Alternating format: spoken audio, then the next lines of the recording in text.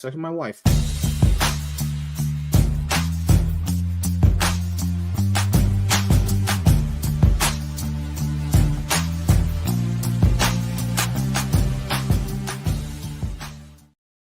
And we're back here once again with another episode of the MSK show. And this is going to be episode 231. So I hope you guys had a great day. And I hope you guys have a great rest of your week that is ahead of you. And in this episode of the MSK show, just in a little bit after we talk for quite some time, we're going to be doing a comic book review on Absolute Batman number 6. So when we do get to the review, just remember this is the actual official ending of the Zoo arc, as issue 4, as Scott Snyder pointed out, was just a random standalone issue in the arc, when in reality he could have just put issues 4 and 5 together and made it a 5-issue arc. Whatever, that's nerdy comic book stuff. But yes, we will be finishing up Absolute Batman, and then next week we're going to be getting into doing another book, actually. But before we get into anything else today, Laps is alive currently. I'm alive. How you doing, man?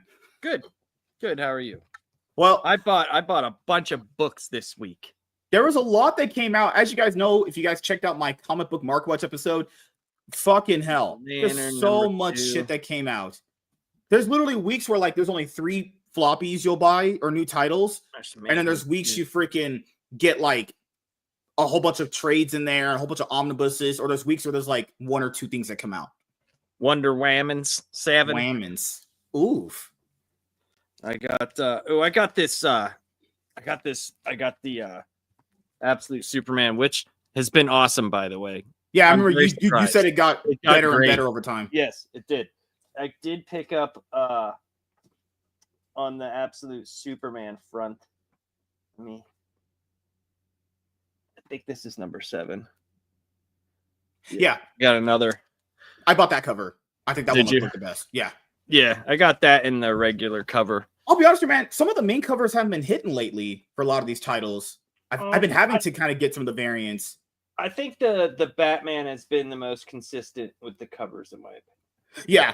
Did they stop releasing the noir editions for the Absolute line? Because they said like I haven't seen any. I haven't seen any since the first one. Since this. God, that looks so gorgeous. Damn, that was great. Woof. And since we have a new week coming up for May 14th, 2025. So just want to let you guys know this. The newest episode of Comic Book Market Watch is going to be coming out maybe a little bit later this week, actually, because my friend James is coming over literally after the show. We have to get a few items from the store, and we're going to come back to my house and not have sex. We're not gay. But yeah, okay. And we're going to put in my new PC. So this one that I've been currently using since literally 2018, I'm going to move it to a different part of my house, probably over there with the outlet over there. And then I'm going to just build up the new main PC on the side. So we're not gay. You just want to move it to that outlet over there. That one. I could move it to this point in the house. Is there another outlet over there? There's actually a lot of outlets in here, but that one's next to stuff that I don't want it next to, honestly. You know, dude, if you could put the other one over there and you could do a whole new. But the problem is like I know you guys can't see it back past the shelf, but there's an outlet like right under there. You have another outlet. That's amazing. I might move this shelf further to the wall over there and then maybe put it right there. I have no clue right now. But I wanted to do something kind of fun tomorrow with Professor Savage Dad. And since I know me and Jared and Laps and Savage Dad, I think we own more books than the average comic book fan probably should own, because we spend all our money on this stuff. I spend too much. You own all right. I might have to get a few more shelves. When I get paid this week, I have to get a new shelf. That one is full. I need another one. Which ones do you prefer? Ones like those, the ones that are like super tall and just wide, or do you prefer like the small cupboard ones like that? I like bookshelves. Okay, you feel like they last? They get most of your stuff. I don't know. Because I was thinking I never really thought about it, dude. Like I just go and I go, IKEA or wherever. I'm like, oh, there's a bookshelf. I'll buy that. You hold it into your own house by yourself? Oh my God, you're insane. Why would I order a bookshelf and put it together? No, like did they do a thing where they had you fucking take it home with like someone drove it to your house, or you just took it home? Well, we have a truck, You see, have a truck? Oh my god. and you put it in the truck, right? And they have this amazing invention. They have roads. See, They have roads. truck goes on the roads, and you get to go to places, and you could pick stuff up. It's incredible, dude. But did you not Things tie be down fun. your shelf in the back of your truck? Yeah, Good Yeah. lord.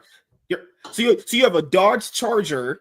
I didn't And say you I have- have a Charger. I never said. You keep saying You said that. you were Vin Diesel. You had a Dodge No, Charger. yeah, that's what I said. That is exactly what I said. No, Oh, we have God. a Buick Encore. Yeah. That's our family car. My wife has a Corvette, and we have You a bought truck. your wife a Corvette. What a man. My Damn, she's just so lucky. God. What am I Yeah. getting for my birthday? some white paint. Damn. So you If can get you're the buying ma- your you wife get the fucking the Corvette. makeover you've Oh. always wanted. Yeah, I agree with that one. That one. Yeah, No, that's a what do mic you want drop for right your there. birthday? What do you want? I don't know, honestly. Last year some birthdays I kind of just reflect and think like, what do I shut want to up. achieve? What do you want for your birthday? When I don't know, when's your You want- birthday? When were you when's- born? When's your birthday? Oh, my birthday's like December. This is way too far along from now. My birthday already passed. It was in February. You're born. Oh, forgot. Yeah, you were born a week after Valentine's Day. The day after Valentine's Day. Dang, you're like the kid that's born like after Christmas on like the 26th. Yeah, because Valentine's Day, that's something. Valentine's Day is the most overrated holiday during the year. I mean, it shouldn't even be called a holiday. Yeah, I like Well, my do you wife. consider like Groundhog's Day a holiday then?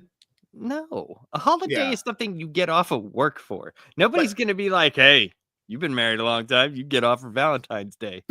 Like, what? I mean, if they give it to me, if they give it to me for work off, I'll be like, "Glory to Valentine's Day." Do you get Memorial Day off coming up in Yeah, a few weeks? yeah, Okay. Yeah, we get every government holiday. So that'll that be we Labor do, Day, Memorial like Day, Labor Day, Thanksgiving, Memorial Day, Christmas. Veterans Day, President's Day. Okay. I'm trying to think of what else. That's pretty much it. Yeah. There's a couple more. Oh, Juneteenth. Okay. Can you explain that to me? Why is that considered a special day? You should know more than anybody. I swear to God, I really don't know. When someone told me it was a special day, I was like, "What are you talking about?" I was so out of Black it. People Day. Oh my God, Jesus Christ, our government's so trash. No, I don't know. It's something I can't remember what it has to do. It has to do with like something. I know it. I don't know, man. Like, you think I know? You work for the freaking peoples. You think you'd know this stuff? Okay, let's see.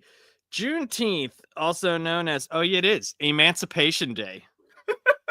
It is the oldest nationally celebrated commemoration of ending slavery in the United States.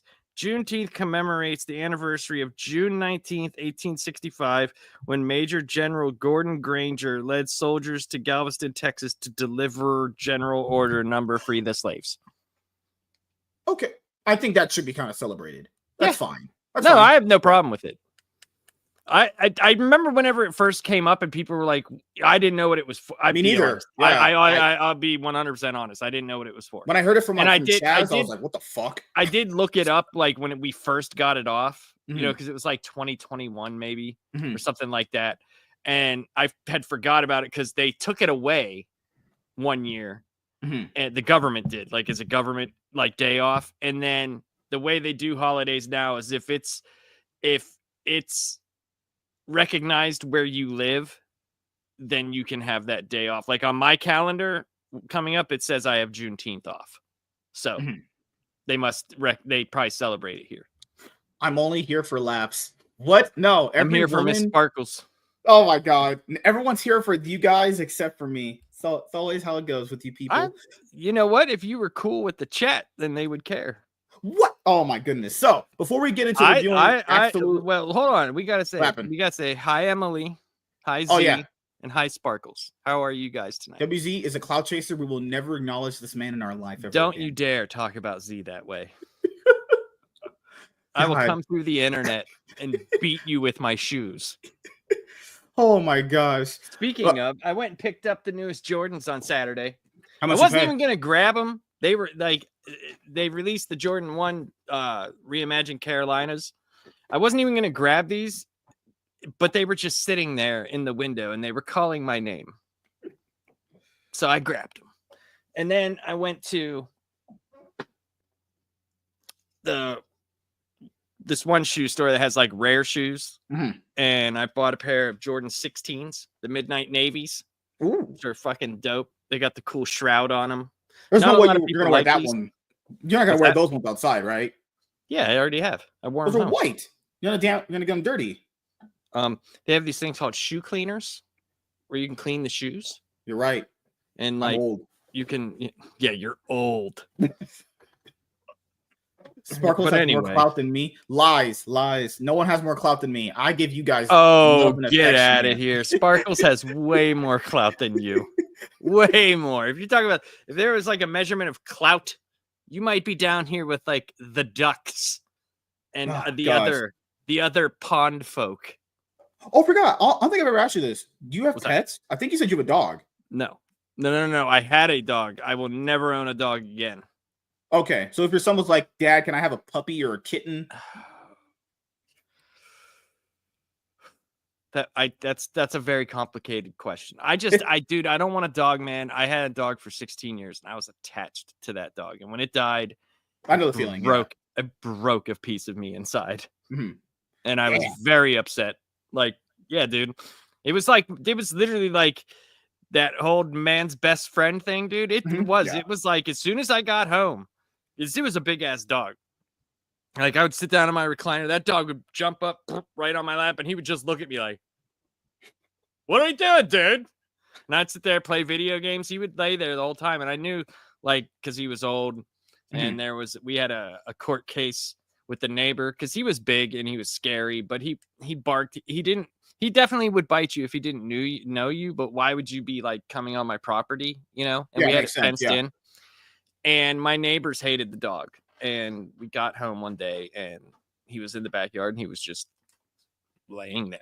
And I was like, what the fuck is up with Bullet? And we went outside and he was just like panting. And these fucking assholes, we took the court and we won, but they threw rotten meat over and he got botulism poisoning. And he lost the use of his front right leg. So like, instead of like walking on his palm like this, he was walking on the top knuckle. So he had like this big callus and it developed really bad arthritis in his shoulders. So like there were times like he couldn't go to the bathroom because like he couldn't walk. So like when I'd get home from work, it was like, it sucked because he would get so excited and then he would crap everywhere. And like, but you know, I loved him, man. I loved him so much. And he was like, after that though, he was very mean. Like very, very, he was only nice to me and the family. Like when my friends came over, I felt bad. You had to put him out back. Yeah. No, I couldn't put him outside. I didn't trust it. Oh, you're right. You know, yeah. So I had to either have him on my lap or he was in his cage. So would he be like frantically barking in his cage when the No. It was just if anybody got near me or like, you know, like if the doorbell rang or something like that, he would bark. But like when people came in, if he like, there were certain friends like my buddy John, he knew. So like he would be nice to John, like he would sit with John. But if it was someone like an acquaintance or someone that like was a newer friend that didn't really know him, like, yeah, dude, you couldn't get near me. Like if someone came to like dap me up or something, he would have bit your balls off. Those fucking people. And he was a collie shepherd, so it wasn't like he was little. You know, like he wasn't a little dog. I don't understand why people just can't talk about out their problems sometimes. Like, hey, if they're like, hey, your dog's a little loud. Hey, can you kind of calm it down? Like, for someone to do that, it's just so disgusting. My answer would always be this. It's during the day. He was never out at night past noise ordinance, and it's barking. It's not like it wasn't he was a problem. Nobody complained about him except these people. I think they fucking taunted him. That's what I think. Because they were just dicks. Like, listen, this is how stupid they were. I'm going to tell you a story. You guys are going to love this story, okay? This is hilarious. And this is how stupid. I'm not saying black people. I'm saying ghetto people, because the white people were just as stupid. Okay. They were just as dumb. This is a true story. Right hand of God. This happened. We're outside in the back of my yard. And when I lived in the ghetto, we lived in like sectional row housing. So there was like 3 houses connected to each other. And then there'd be like a space. And then 3 houses, connected. They were like townhome looking things. So we had a back porch. And I bought one of those like pools for the kids. It wasn't like, it was big, but it wasn't like, like an in-ground pool or anything. And we filled it up. We were having a barbecue, right? And we were spraying the hose at the kids. This dude, like big giant black dude, man, kept coming to the door, like the back door, and they didn't have a porch. They just had a couple of steps. And he would stop and he'd mean mug me, man. He was like, then he'd turn around and go inside. Did it like 2 or 3 times, right? And we're spraying the hose. It's getting on, no, who cares if it gets on your wall? Like nobody's going to complain about that, So finally, I could hear his wife or girlfriend or someone yelling at him, and I could just hear, "Fine." Comes out and he goes, "Hey man, why are you spraying that hose near my air conditioning? I don't want to go in there and get blown up." And I just looked at him and I said, "Sir," I said, "What?" I said, "What do you do when it rains?" And he looked at me. He looked in the door. He looked at me again. He slammed the door and he said, "That motherfucker asked me what I do when it rains. Why you make me go out there?" Dude, we were all dying with my other neighbor, dude. He was like, that's quite possibly the funniest stupid thing I've seen all day. Oh God. Oh, you're lucky, man. We just have a bunch of meth heads outside most of the time. Walk up. Everybody was usually pretty nice. Like there was a lot of like gun violence, but everybody was cool, pretty much cool with me. You come home, like you walk down the street to come home from like parking your car. You see a dude just looking up in the sky, taking off his clothes and jerking himself off on meth or whatever. Whew, man, stuff I've seen out here. No, it was more like people got out of their cars and just started shooting in my neighborhood. Yeah, it got bad. That's why we left. That's like the main reason. Well, I do want to go over some of the new comic books coming out for May 14th, 2025. As I told you guys earlier in the show, the episode of Comic Book Mark Watch might be coming a little bit later this week because, I am installing a brand new computer, so I have to make sure everything is running you act smoothly. like you're doing anything. I'm going to be busy. No, you're not, dude. Like, literally, someone's going to come over, do all the work, and then you're going to be like, not even thank the person. You're not even going to offer them a beverage. It's like that episode of South Park where fucking Cartman thought he wrote that fish stick joke with a... Oh, God. He was just sitting around eating Twizzler as fucking that one kid just wrote the fish stick joke. He actually thought he did it. So it was funny as hell. All right. Coming out this week, we have Absolute Batman number 8. You know what, though? Nick Dragotta did the cover, but I do not believe he did the art for that book. Any books? There's a really good interview with Scott Snyder on Comic Pop. If you go to Comic Pop and listen to it, he explains like his arcs all the way up. Like, you remember how you said I famously remember you saying, "Oh, they're all busting their water, or like blowing their load so fast and blah, blah, blah." Joker is going to not even be an antagonist. Like, he's going to be in it, but not, until like issue 30. Yeah. Cause I remember he had said, cause I think a fan asked him this on Twitter. He said he has things scripted up until like issue 24. And I'm like, damn. No, he said up to issue 30, like he'll be in the book and he will be a part of it. But the next arc that we're getting after this is Bane. Yeah. So it was very cool. It was very cool. Anything else on the front row that you're reading? Any of these? I do want to get into the Transformer stuff. Oh, they just get the new deluxe hardcover. It covers the first 2 arcs. So like the first 2 trades. What I'll probably do. But I definitely vouch for it. It's very, very, very good. Well, now that you've vouched for it, I'm sold. I'm just But saying, no, it I've might heard good. No, I heard good things about it. so yes. damn good. I can't. And the third trade drops this week, and I can't wait to jerk off Savage Jab when we both review it together. Yeah, I don't think he's gonna let you do that. Action Comics 1086. They're doing this Superman Superstars series. I think this is done right now. No, they're still doing the Superman Superstars. No, This is it's the end of the Superstars arc. Did you like any of this from Jason Aaron to Gail Simone So things? not really. Like it wasn't horrible or anything, but I only got 2 issues of it. Action Comics, while it should be like a staple right now, it's just not for me. And that's crazy because like I have so many volumes and volumes of Action Comics. I'll definitely be reading One World Under Doom. Okay. We know you're a huge fan of Miles Morales, Spider-Man. Can you believe he got to 33 issues? Who is buying this? It's literally nowhere on the sales charts. No, it's literally nowhere there. They're just they keep doing it because if they announce it's canceled, then people then like it confirms what people have been saying that he has no real actual fan base. Well, no, it'll be racist if they cancel it. Oh yeah, it's racist to cancel something that doesn't sell very well. Yep, that'll be the narrative. I agree. Batman and Robin. So yeah, this is Philip Kennedy Johnson that's on this currently. Mortal Thor. Yeah, you know what, guys? Thor's gonna die and they're gonna bring him back again because oh my god, dude, how many times has he died? I will be getting Geiger 14 for sure. You're gonna be reading Battle Beast #1. I don't know. I'll give it a try if they have it. Oh, what else is here? Aquaman #5. I will definitely be getting. By the way, before we move on from that, like Jeremy Adams, my God, like he might be my dad. He is fantastic. Do you like his Aquaman run currently? Okay, so I only read the first issue. I have all of them. Okay, I have all of them.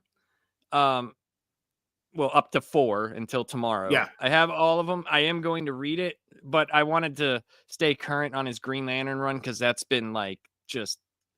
There's something like when Jeff Johns, like me and Savage Dad talked about this. Like we have differing opinions, obviously, but I do love the Jeff Johns Green Lantern run, but I also the Kyle Rayner run, which me and him are probably going to review at some point, is fantastic. It is like the art in it is so good and all the stuff, and we'll have to get stuff from the Death of Superman, because the Reign of the Superman has a lot of the stuff with Emerald Twilight and all that garbage, which is really, really good.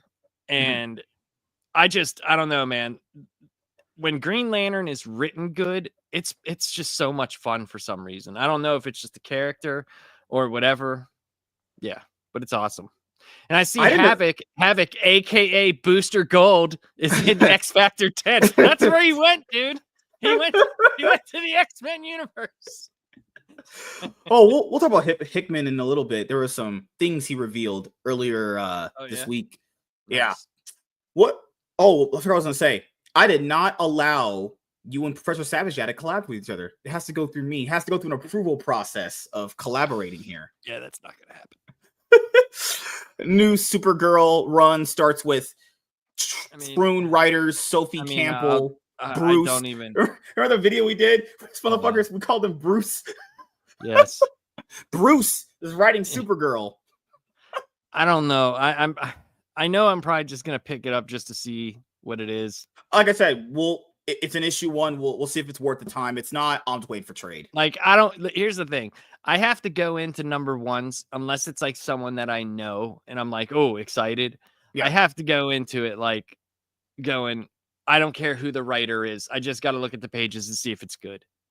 But look, man, it says Summer of Superman. I know, that's why there's a Supergirl there.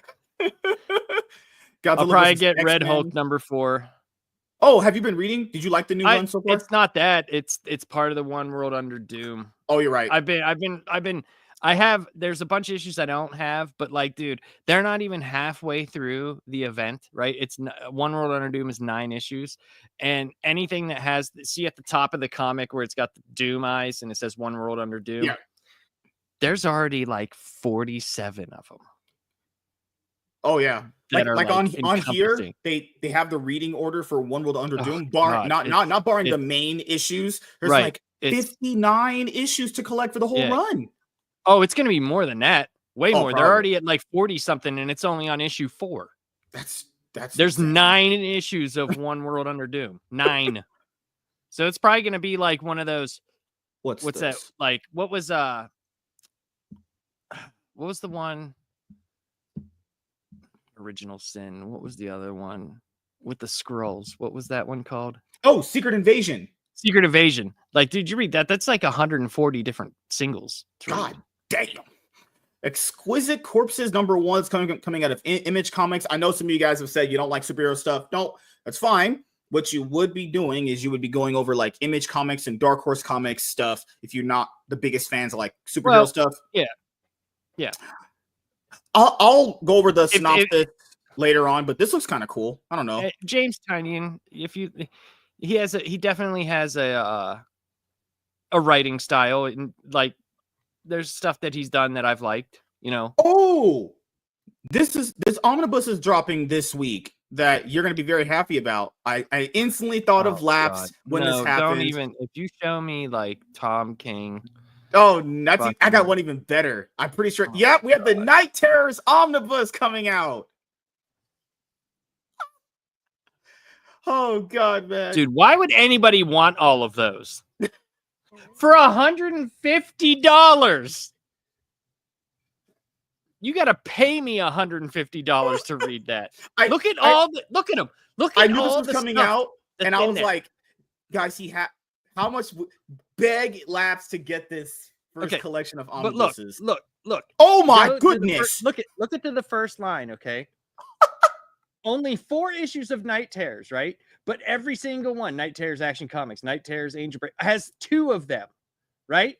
1,500 pages. I told you. It was so terrible, dude. Zatanna. Night Terrors Zatanna. Really?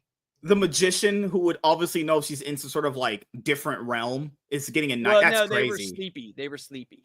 Oh, okay. Got put to sleep. So like it was like the Joker one could have been okay, but it ended up being like the Joker working at like a paper pushing factory, and it was like, what do you think about the Joker going to work? 9 to 5 Joker, everybody. Like, yeah. They had Night Terrors 1 and 2 Ravager. I don't envy that I have to read all of what this omnibus has to solicit when I do that video. Oh, it's so bad, dude.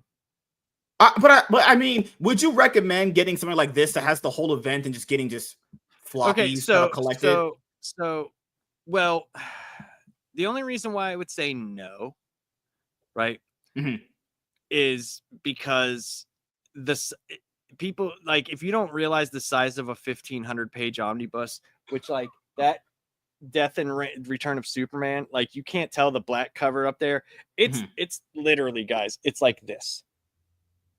Like it's like fucking gigantic, and reading it is very like if you're just getting it to have on your shelf because you don't read comics, I don't know why you would do that, but like go ahead.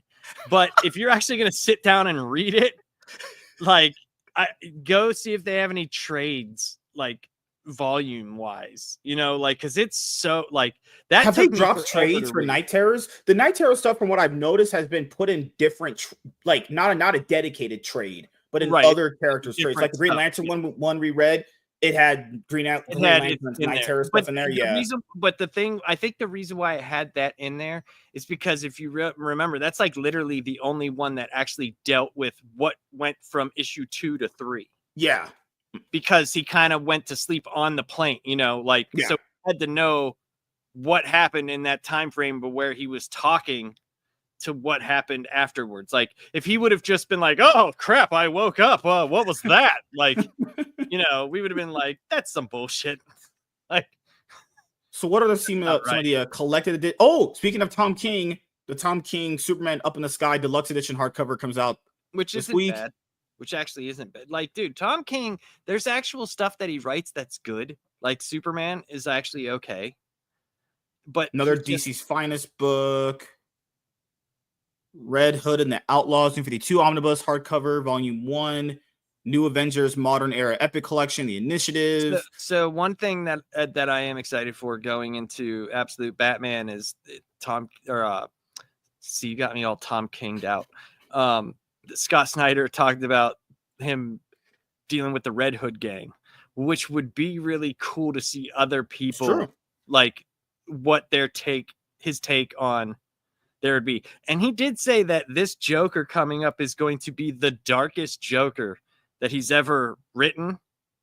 And it's like, that's to me is nuts, because the New 52 Joker that he was just ridiculous. Good. Oh, if people don't remember, that's death of the family, not Death in the Family. Death of the Family. Yeah. So I liked it. I don't care. It was crazy.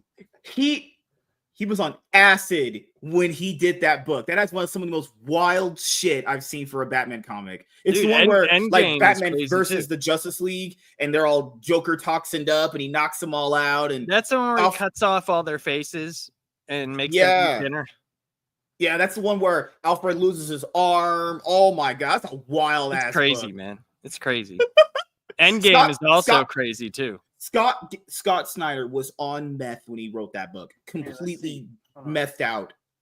Ugh. Let's see. Where is it? Right here. Let's see. Damn, she's hot. Let's see. Death of the Family. Let's see. Michael, what's up, man? How you doing? WZ, did he show his PC, or is that later? That's gonna be later. We're gonna review this, and then I gotta get ready for James to come over so he can put it inside me. And you said you're not gay. Literally, I called no homo.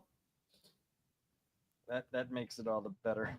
Also, I do hope Jason Tatum gets a full recovery after what happened to him last night. I know the Celtics haven't announced this, but he's going to be out for the rest of the season because. You think so?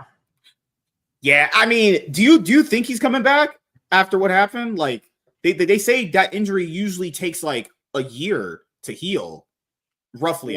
What did they say officially happened? Let me see right here. Let me go to it. I should have bookmarked these tweets, but you know what?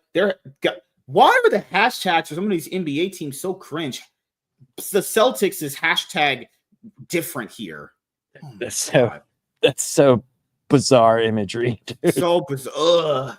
It's such a gruesome book. Wait, that's the one where Harley Quinn is trying to escape him in the dungeon or whatever, and she had to like break her fingers just to get out of the shackles or whatever and leave. Oh my god, that's a gruesome book. Oh my goodness. And when he went back to get his face, it was awesome. I don't know. MSK, be careful with blowing air on your PC. I hear some horror stories about the dust blowing the wrong way and breaking your PC. That would suck. That would suck a lot. I'm gonna make sure this is the good lord. We'll make sure that doesn't happen.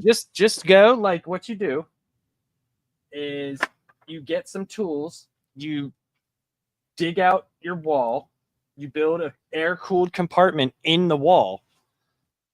And you get some motorized fans, and then you get an element fan to suck all the air out, right? Yeah. Okay, so he had surgery, then yes. Oh, yeah, his Achilles? Oh, God, yeah, he's missing. Dude, I mean, freaking Kevin Durant missed a year and a half because of 2 years. Because Kyrie Irving I didn't know it was Achilles. Yeah, because no, he's done. Kyrie Irving literally thinks he can come back with the 2026-esque season later on in the year. It's like, no, man, you're probably going to be out maybe till 2027. Did he have a tendon or his Achilles hurt too. Oh, okay. Yeah. So yeah, Aaron Rodgers, even though he's old, is the only person I've seen get that dude was on the football field like a month or two later, like throwing the ball and running around. Even though they didn't start him the rest of the year, he wanted to. But yeah, there's this guy who apparently whoever did Rodgers surgery that has this new technique of doing, Yep. I mean, you saw the game last night. The Celtics were winning, and then the Knicks started making a comeback with I had to work. I was working all night. Oh, you didn't see it? Okay. I was watching off and on. Okay. But I did not. Whenever the fourth quarter happened and he got injured, I was like, "Oh, okay. He got injured." And then I heard this morning like that he was, but I didn't watch any of the shows because I had to be at work early. So yeah, man. It feels like every single game they could have won, but they keep throwing. Like, man, last night's game was a throw. Same with the Warriors, dude. Like they need if Steph Curry does not come back for this last game, they're done. He even said he's probably going to be out for game 5 too. Which is ridiculous. It's the playoffs, dude. You pulled a hamstring. Get over it. Like, I'll never forget when Kobe tore his Achilles. Yeah, he shot the foul shots and then made him. Like, dude. With no help, remember? He walked off, no help. Just went back. Dude. What a beast. Dude, they don't make players like they used to. These dudes are dude, you have a chance to win the finals and you're out because you pulled a hamstring. Remember the legendary one with LeBron in a cramp? Well, I mean, it does make sense, but like I've had cramps. Like I played soccer my whole, and like, dude, I'm not comparing myself to LeBron James. Please do not think that anybody. Black from the waist down. Yeah. Oh, Jesus Christ. But like, you have to just play. Like you got to play. Like especially if it's a championship or something in the playoffs. Like I'm not missing that shit. Oh yeah, for sure. I agree. You have to very much. I would have to like tear the Achilles or like blow out a knee or something. You know what I mean? Yeah. Like, dude, Kevin McHale in the year after, I think they won their last championship, the 80 Celtics. So it might have been 87. He had a fracture in his foot and he would just tape and he played they made it to the finals and he played on a fractured foot. Because you say you watch hockey. Hockey it's a way more physical contact sport, and those guys are playing through injuries just left and right. But these guys get a torn hamstring, their toe hurts, they're out for like many games, and it's like all these guys couldn't last in a day of hockey. That's what I mean. Like everybody talks about how these guys play like for such long careers and stuff like that. It's like, dude, but how many games have you missed? Like Kawhi Leonard, he missed most of his games. Remember all the amount of games that you missed added up to probably what those dudes played when they played for 12, 13 years. Like, LeBron, I can't say it because he's kind of a specimen, like because he has played a lot of games. He is, dude. I don't care what anybody says. You can hate on LeBron James all you want to. Like, I don't like him as a guy who meddles with the management of a team. Like, I don't care for that. But as a player, I don't care what anybody says, dude. Like the dude's in his 40s and he's still racking people. And then whenever he doesn't have a good game, they're like, "Oh, he's so old. Look how shitty he is." I'm like, shut the fuck up. Ugh, God. He's averaging 25 and he's 40. Go eat dicks. Like for me, when it came to like some of the playoff games, it's like you remember the soundbite of the Houston Rockets coach. He was like, "Yeah, the refs aren't calling anything because all of us know that a lot of these fouls were just happening on the court. The refs aren't calling anything. Like this has been one of the weirdest playoffs. It's the playoffs, dude. That's how it is. They ref it like old school basketball. That's why you see some of these guys. What kills me is whenever they think they're fouled, the play's going the other way, and they're just standing there like. Jokic does that a lot. Like I know people like him, but he does that a lot. Luka does that too. Jokic, they don't even get back on defense. They don't even try. Jokic in the last game for Denver OKC. It's Jokic. Oh my God, Jokic. It's Jokic. He literally didn't get fouled. If you just watch it in slow motion, nothing happened to him, and then he just asking, begging. He's like, "This guy fouled me." It's like you were not even touched. Yeah, Michael, I do remember Sid playing on a fractured foot because guess what? I am a Pittsburgh Penguin. I used to be a season ticket holder. You're supposed to be a Pirates fan. I was in the igloo when they won the cup with Mario Lemieux, who is one of my childhood heroes.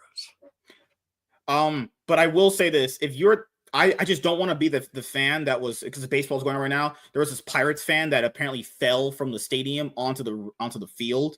Yeah. Dude, one of the person at Heinz Field went to go into the elevator and the elevator was not there and they fell down the shaft and died. Go look it up. Heinz Field man falls. Holy shit. Why I'm always tripped out on elevators. Dude, Oh my Pittsburgh god. people are so drunk. Like when I say that, like, and I don't mean like, like the person like that's you see outside that's got the brown bottle. No, dude, these are people that like get up in the morning and drink Iron City beer, which might as well just be piss with alcohol in it. Like, dude, I'm talking like some of the Pittsburgh is one of the most drunk because there's nothing else to do. If you don't like drugs or alcohol, you are done if you live in Pittsburgh. Because I lived there for 20 years. And then you suddenly had the addiction to drugs. Well, yes, that was quite. What? See, black people do crime. You guys do drugs. I don't get it. Dude, I did a lot of drugs with a lot of black people. I don't know what you're talking about. No, they do drugs. Like it's always white people are literally shooting up meth or heroin, and black people are just doing crack. Did a lot of heroin with a lot of black people. Of course you did. Because black you can't trust them. Dude, if you gotta listen, if you live in go look up Clareton, PA. One of the worst little it looks like some places in there look nice. No, thank you. Oh gosh. Like anyway, let's get back to the comic books. Comic books are for literal losers, if we're being completely honest. I'm a loser, whatever. Let's talk about I had hot sex with my wife, as you guys know. But yeah, we're gonna get into the review in just a moment here. I'm gonna make sure this is gonna come out with an absolute banger. So after this issue, we'll literally only be 2 issues away from being mostly myself will be mostly caught up. So let's get this done. Hey everyone, I am MSK, aka Master Swag King, coming at you guys today with another video. And if you guys are returning viewers or new viewers, then please consider subscribing to the channel if you have not already. Leave a like on this video if you enjoyed it and comment down below. Also, make sure you guys hit the notification bell. That way you guys can get notified on whenever I upload a brand new video. And in today's video, we are going to be doing a comic book review on Absolute Batman issue number 6.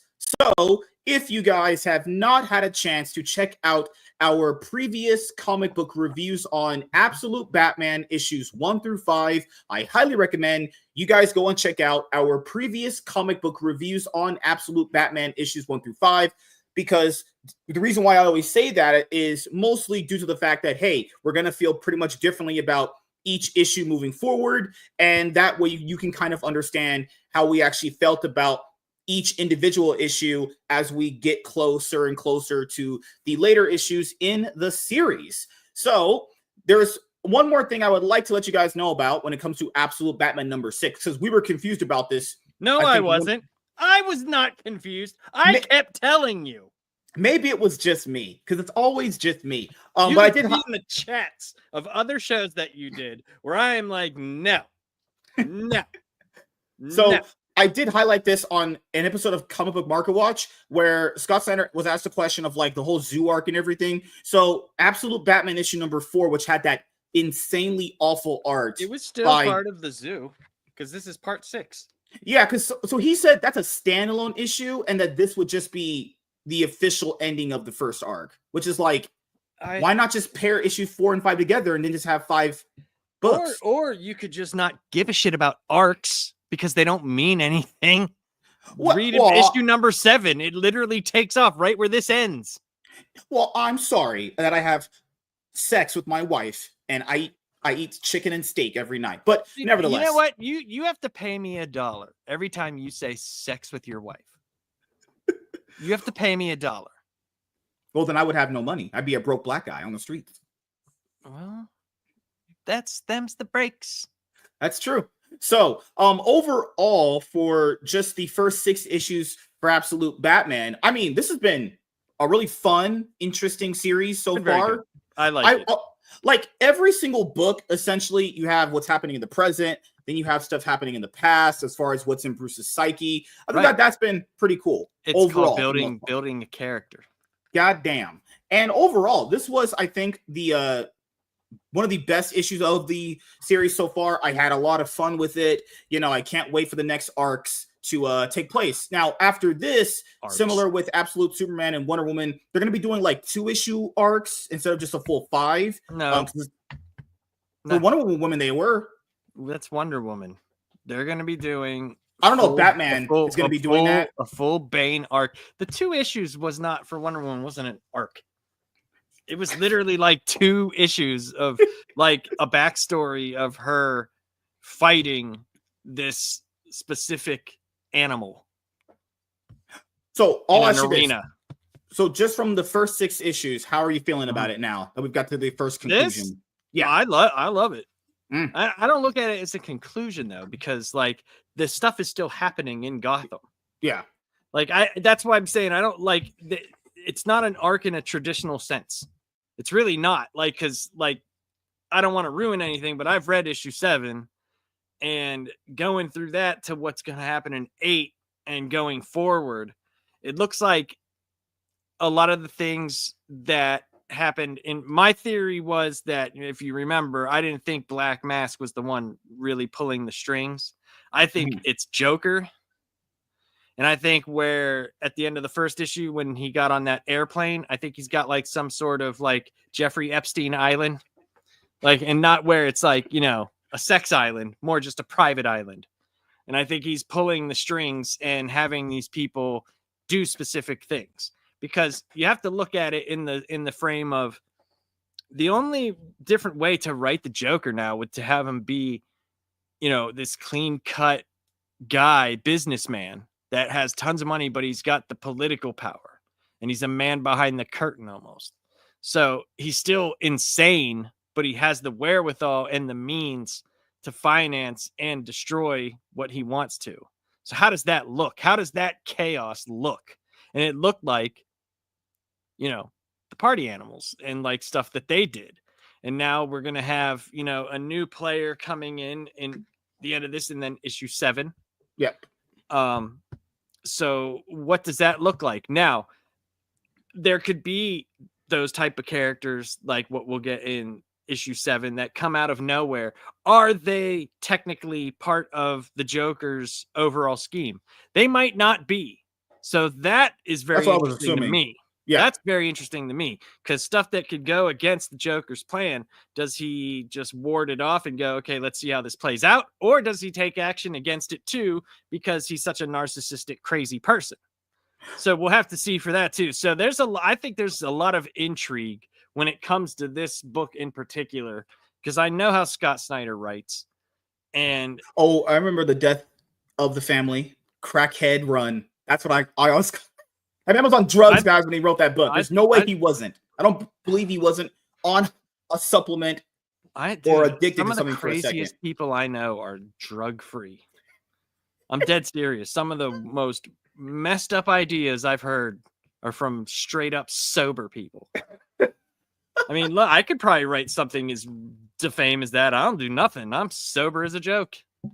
Oh gosh. But what I will say about the whole first 6 issues was that this one was really brutal. They definitely dialed up the brutality in this issue. And I mean, the dialogue from all the Absolute Batman issues I've read so far, very, very good. This one probably has easily the best dialogue so far. Like, dialogue was so I don't know about done. that. The issue 4 I thought had the best, in my opinion. You're right, yeah. I don't know, dude. The art sucked, but I thought that told that might be one of my favorite Batman stories. That art lives rent-free in my head to understand just how low quality art can be. You know what, though? That's the thing. Like, it sucked. It sucked. But it shouldn't ruin a story for you. Then again, you know, I'm a visionary creature. When I have intercourse with women, I like to visualize. Right. Right. I know, when you have sex with women, you're visioning sex with now men. You're starting to get it. So I know a lot of you guys are on social media now. Did you just hear what I said and what you just agreed to? I said, when you're having sex with women, you're envisioning having sex with men. And you went, now you're getting it. All right. All right. Well, that was a layup. Please clip that. Oh, God. We need that. So and more of that. I know a lot of you guys are connected to social media, so you've probably seen the next bit of villains are going to be dissed out. They haven't been blowing their load, so how's that? That's true. Okay, so in all honesty, I am a hot, rich-looking guy. Okay, I'm joking. So I know you guys are all on social media now, and you guys have probably seen the next villains that are going to be ready and coming for Absolute Batman. You guys have seen the covers for Absolute Batman issue 7 and 8. It's absolute freeze. Then we're getting absolute Bane, and then absolute. I mean, Joker's probably not going to be the main villain for a while, like you said. It looks like they're going to just play with the idea that we're going to have other Rogues Gallery villains fight him before we get to the Joker. Keep in mind, the Joker can't really fight, right? He's going to be in it. From what he said, just go to Comic Pop on YouTube and watch the interview with Scott Snyder. It's about 50 minutes, and he just literally tells everything. Like basically his ideas going up to issues 30. All right. And it's like, I think Joker's going to be that man behind the curtain type thing where you do see him and he's pulling strings, but other things are going to be happening inside of there. We're going to get a Bane run. That's going to happen. Oh, for sure. Don't know exactly what's going to happen after that. He talked about like up to issues 24 through 30. Yeah, I remember that. Maybe that's when the Joker comes out and like they actually interact. But he's gonna know who the Joker is at some point, and that he's like the king. He's basically like the Lex Luthor of Gotham. Basically, he's not necessarily gonna be there in Gotham, but when he shows up, it's like he's gonna be running everything behind the scenes. And this is the cover for Absolute Batman 7. Oh, beautiful! I love that one. That one looks it's a great cover. Mm-hmm. Yep. So I like how there's frozen stuff on the big bat symbol too. The thing I wanted to ask you before we go into the book is, how do you feel about Alfred in this first arc, so to speak? Because I felt like he was very hit or miss, honestly. I like Alfred. Okay. I actually liked him a lot. I have a problem with him because here's the thing. They're eventually going to team up. You know, it's got to happen. It has to at some point in time. And I'm glad that Alfred could be someone that could actually be doing more, because whenever he would do stuff like say in Injustice, that's like one of the most iconic Alfred moments, even though it's in Injustice, that ever exists. Badass in that story. When he just beats Superman with those kryptonite robot gloves. Don't even get me started. Don't ever harm my family again. I know we're going over the comic. I know we're going over the comic really quickly, but no, man, Wonder Woman in that fucking story and in the movie too. Oh my god, what a dumb bitch! What an absolute idiot. Wonder Woman was awesome in the comic. What are you talking about? No, not the comic. Fucking hell, the movie. Oh my god. Yeah, but everybody was sucked in that movie. No Flash. Everybody got off screen. He got off screen. Bro, well, what did you expect whenever they made it that it wasn't, 2 parts or at least 3 parts? Like, what did you think it was going to be? It was 90 minutes. Oh, I knew it was going to be shit when they announced, it's going to be a single story. It's like, you already lost. 5 giant volumes of 300 to 400 pages of volume. I mean, and they were like, you know what? We're just going to do it all in one movie. It's like, that's not even close to possible that you could do that. And that's like the size of a giant Omni right there. That's all. Injustice. I have the compendiums, I think, or the trades. Well, either way, you have. All right, so let's go into Absolute Batman issue number 6. So, just picking up from where we left off, if you guys don't remember, basically Batman confronted Black Mask. He didn't accept his offer for the money. Then Black Mask. No, he did. He did accept it. Remember? And then he blew everything up. Yeah, he didn't shape of a Batman symbol. He didn't accept it as far as like, I'm going to be a part of your he accepted as far as like, hey, your money doesn't mean shit to me and I'll just burn it. So after that, the issue ends essentially with like a lot of this like grade A military equipment getting placed everywhere all over the place. It's all the what do you call it stuff? The party animal stuff. Yeah. It's all like their helmets and stuff. And Batman basically is in a big giant heap of himself. Yep. He got beat down pretty bad. And then because basically Black Mask's plan is to entice the normal, average, everyday person to join the party animals. So he's just leaving all that there. And then we get to where this picks off at, actually. So you get to the first part of the book where you see Killer Croc. Mr. Waylon Jones, actually. And Bruce just reveals himself as Batman to him because he's, as you said earlier, just a second ago, he got massively beaten up to get into the position that he was supposed to be in for this book. And he looks just like hell, let's just say. No, he says Bruce comes in, he's all beat up, and Croc's like, yo, you picked the wrong gym, wrong guy. And he said, Bruce, what happened to you? Did the party animals do this? And he's like, what? Why? Why would they do? He said, because I'm Batman and I need your help.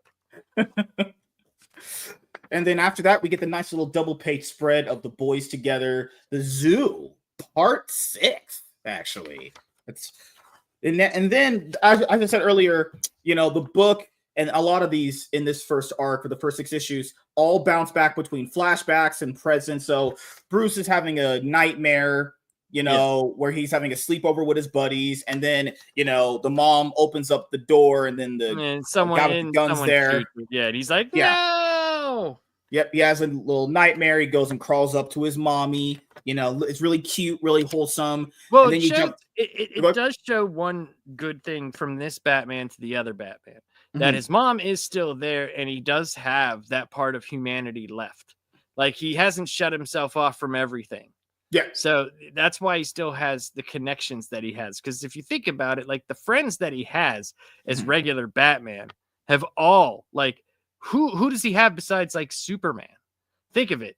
Like, almost all of his friends end up becoming villains. And that's could happen here. Like, that definitely could happen here. But at least in his adulthood, those guys are still there. And we still don't know about Selina, the adult. That's true. And then we get back to the present as we left off from the actual last issue, where Gordon is with Martha, and they're next to the party animal people who are about to pick up the weapons. Yeah. And then she puts on the helmet, and then it's revealed that there's actual targets on people's heads, especially Gordon. So, like, they put on the helmets, and when you look at someone, it tells them, like, basically Black Mask said, you guys want to become millionaires and rich? Start killing people. Work for me, you start killing people. So if you look, say, like, I have the helmet on and I look at Gordon, it'll tell me that he is what type of target and how much he's worth. And if you kill him, you'll get that money. And then it jumps after that to Barbara on a train, and then she gets kidnapped by party animal people. And then after that, this is still Wayland, right? If I'm not mistaken. What? No, no. He's in the airplane here. Okay, that's Ozzy, I believe, or it's, well, no, not it. Might be Ozzy or what's the Edward? That's Eddie. Yeah, that's Eddie. Okay.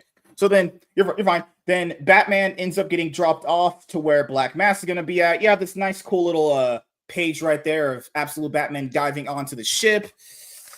Dude, Nick Dragotta's single pages, like his splashes and stuff, are freaking amazing, man. Like, that looks so good.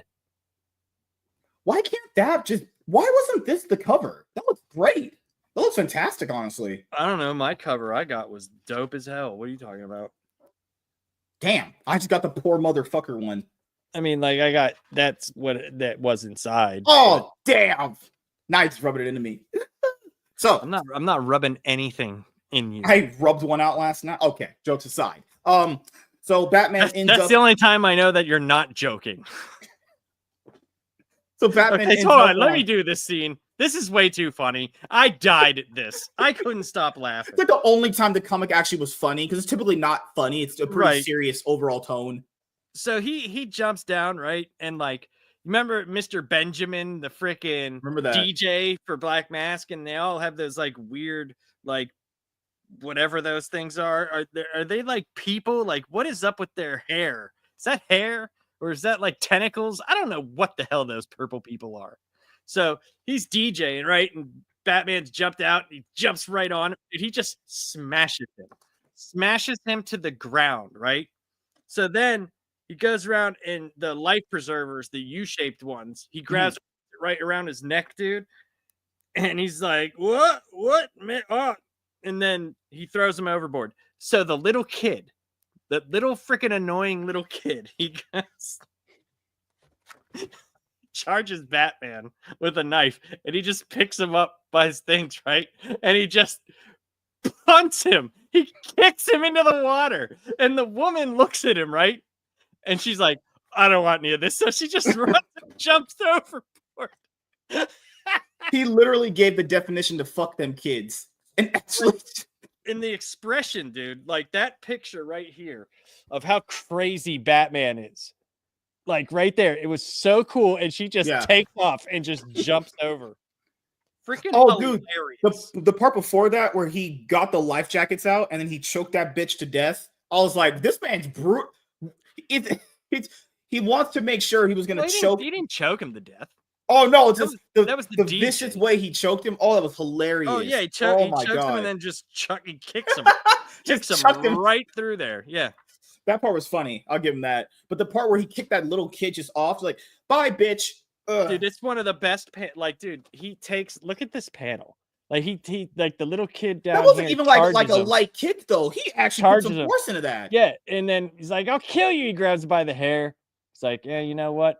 Fuck you, and then just punts him and gives her that look, and she just takes off and jumps into the water. That might be the funniest scene since like Superboy or whatever's boyfriend like they left him in jail. Like this gay dude, they just leave him in jail. His best friend shoots him and gets his family killed. I mean, they poured on that guy so much. He better become a supervillain. If they're going to use him ever again, that kid better be a supervillain. And then after Batman kicks that kid into the water, now debatably, did he kill him? No, but the sharks. No, he didn't kill him. He didn't kill him. He just inadvertently put him in a life dangerous situation. See, is it the river though? Like, because that's what it was, the Gotham River, if you remember. After that, Bruce still has, more conversation with his mom, actually. And then it further jumps back to the present where the party animals are debating on killing Gordon and Martha right there. And then they see they're both worth like $1 million because there's the deputy mayor and you're right, mayor and their bodyguard type or someone there, not bodyguard, sorry, just a guy. He's only worth $10,000. Damn, I wonder what I'm worth actually. And it's like their reasoning was just so stupid. Like, you're better than this. It's Gotham. You're better than. Have you been to Gotham? Okay, no, they're worse than that. I'm not trying to say that was a political statement. I'm not saying it is, but there's a certain type of people that Scott Steiner hangs around in DC, and they love to kind of, I don't know, think there's humanity and serial killers are really bad people, like actually just deplorably bad people. I don't know why they still think that, but that's what but to be fair, they do this in comics a lot or like anime too. It's like, hey, I know you probably murdered like 300 people, but there's some real good in you. It's like, hello? Like, hello? Your brain working? Like that, at some point, you gotta just give up on someone. But nevertheless, it flashes forward to Alfred and his daughter, where she was giving him the story about, she wanted to really always kind of be around him, but his job really didn't allow that. And then they're taking off, and then Alfred's like, you know what? Take us back. We need to go back. So then Batman finally confronts. No, he said wheels up. Meaning, get the fuck out. Yeah, so I thought they were already leaving. No. They're on the runway there. See? Okay. He said she's saying do not take off. She doesn't want to be around him. She hates him, if you remember. Yeah, that I remember. Yeah. He's like, you're a terrible dad, you're all this. And she's like, basically like said, now there's no place I want to be less than on a plane with you. And I promise you this, if we take off, I do not have a father anymore. And Alfred looks at the plane because he knows if she stays there, she's going to have a chance of getting killed. True. And he basically says, sir, we have clearance. What do you say? And he says, well, I either stay here, she might get killed, and I get possibly a relationship with her, or I could basically save her, have no relationship. Take off, wheels up, let's go. So basically, he just had to basically sacrifice any chance of having a relationship with her and took off. Yeah. And then Batman finally confronts Black Mask. This is amazing, by the way. This whole fight is amazing. I know people are always going to say that this Batman is a lunatic because he uses an axe. This guy picked up bowling balls and started bashing this dude's head. Just pointing it out. It's even crazier. Like, and then he launched him through a wall. Yep.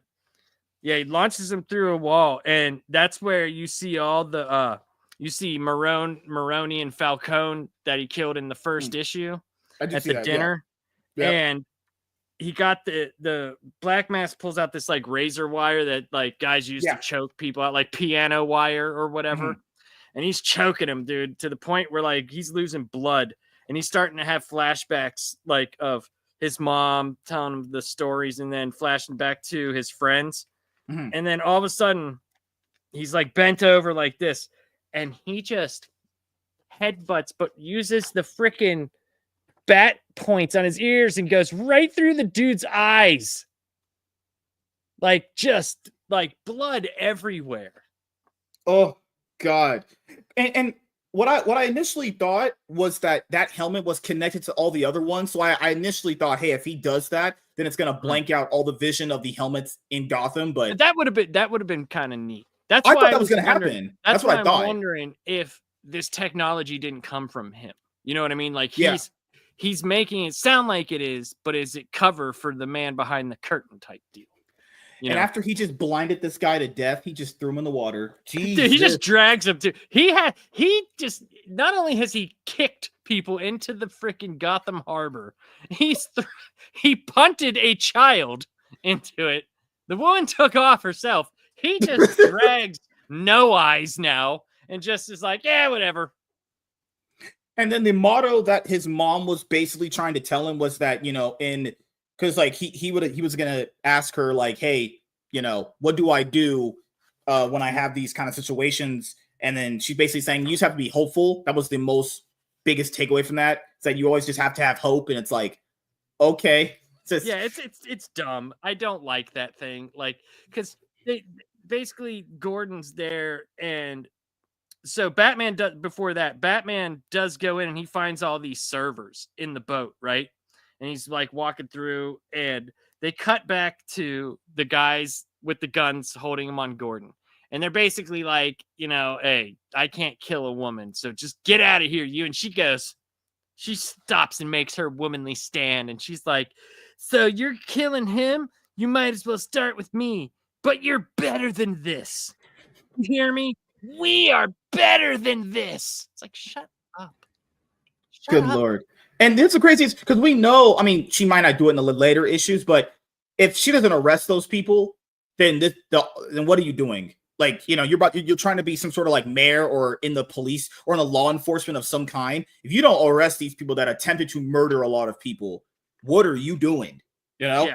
But then, yeah. the monologue of Bruce basically saying like, hey, mom, I keep having nightmares where you die. And she says, one day, Bruce, I will die, and you will too. But, she was just saying that she's proud of him. Yeah. Takes all the explosives off of his belt and just kaboom, blows up the whole freaking boat. Just blows it. Done. No, they can't get any evidence from there. God only knows Black Mask's only been there for what? All the time he's been there. No, don't look around for a little bit and see if you can just blow it up. Good job, Batman. Oh God! And then what's crazy is like she ends up knocking out one of the guys. That's the worst part in the book. I'm sorry. Yeah. Dude, she just walks up to one of the dudes and just gives him a left and knocks him out cold. Like she should have just kicked him right in the nuts. That would have been so much better. And then the one guy's just like, does that mean there's no more money? What do you I was like, dude, were you not paying attention to your life in danger when these people straight up said, if Black Mask is obviously if Black Mask is not around, then the money would be gone. Just would pay you. The freaking masks are now saying system failure and there's no money for anybody. Yeah. And they're just like, oh, because Batman destroyed the boat. He destroyed all the servers that interconnected into the helmets. Mm-hmm. And they're all like, oh, does that mean we don't get any money for killing people now? What happened? Luckily, the last page was saved with, Martha's freaking, dialogue that she had said where she was like, Bruce, before you go to sleep, I want you to know I'm proud of you. That was really wholesome and sweet to end off the book. And then obviously at the end of the book, Alfred pulls Bruce out of the harbor, like you said, and then he's like, I'm gonna get you patched up. But it's like what's cool is they keep showing the stuff from the first issue with the bats, where it's like bats live long lives in that panel.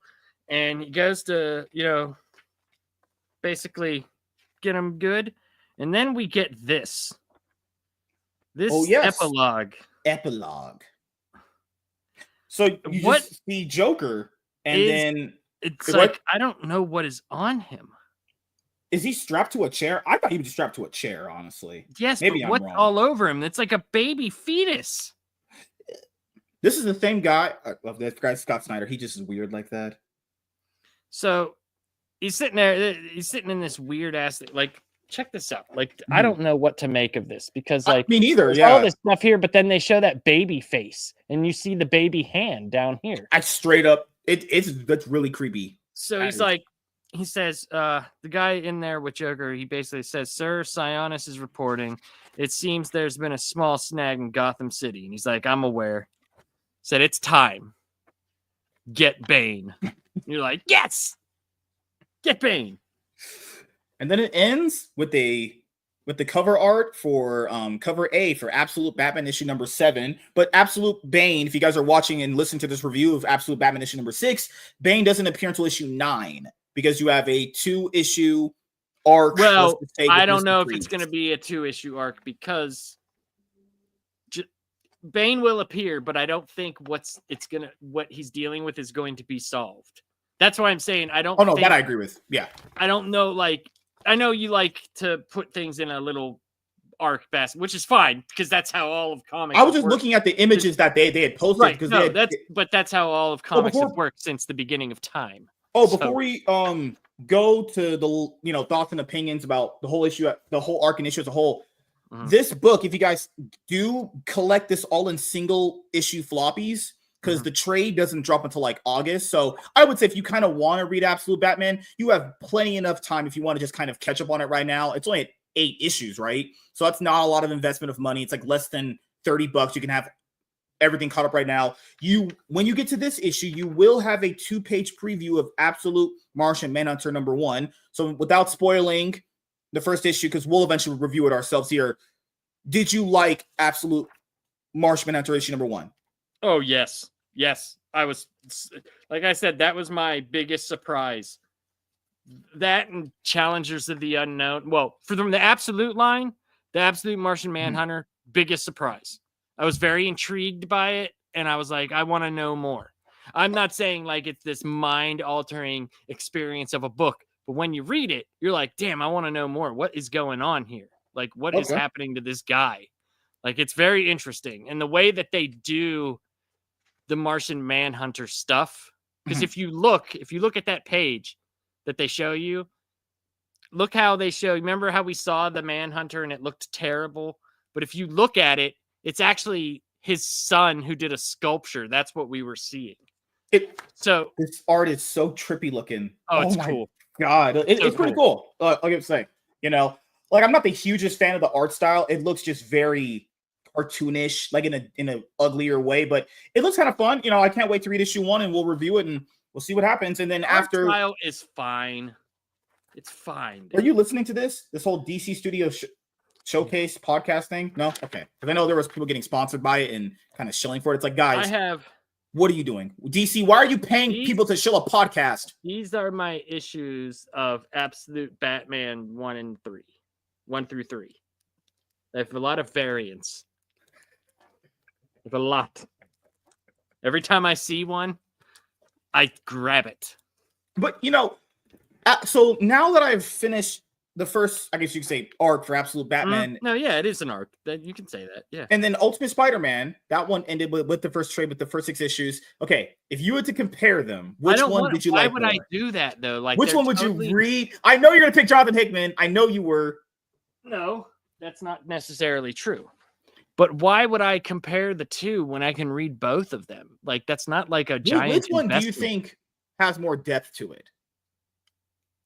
More depth? Yeah, as far as like a little bit more intricate storytelling that kind of hits intricate storytelling, obviously Ultimate Spider-Man, but depth to it by far, Absolute Batman. We have way more of a backstory on who this Bruce is compared to who that Peter Parker is in the first 6 issues. This also has more action and it's a lot more, But we only get like Peter in that time frame of his family. We don't get to know like anything before that because Right. he didn't have powers, so he was not important before that.